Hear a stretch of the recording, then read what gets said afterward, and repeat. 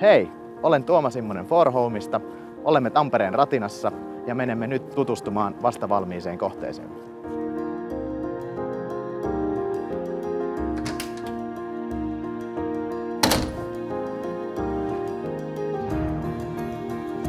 Tähän kotiin saavuttaessa murtohälytyksen poiskytkeminen käynnistää lempimusiikin, sytyttää valot sekä asettaa kodin kotona tilaan.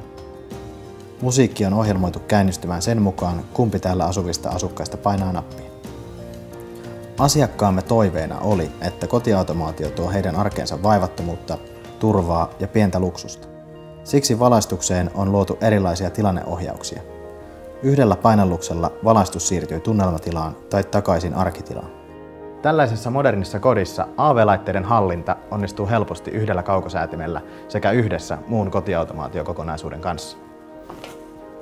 Tämän kodin asukkaille tärkeintä on, että tekniikka on nykyaikaista ja helppoa käyttää.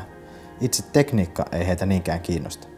Control 4-järjestelmä auttaakin juuri siinä. Se tuo käyttäjälle varmuutta ja vaivattomuutta. Radio käynnistyy tästä.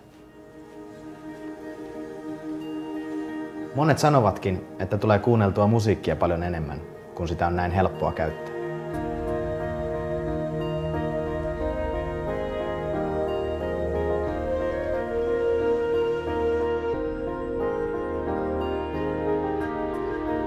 Sopiva lämpötila ja ilmanvaihto tekevät kodista mukavan. Täällä lämmityksen ja ilmanvaihdon tilanneohjaukset on asennettu toimimaan valoisuuden ja lämpötilan mukaan. Ilmastoinnin ja lämmityksen optimointi alentaa merkittävästi energiankulutusta, kun tilaa lämmitetään ja viilennetään vain tarpeen vaatiessa.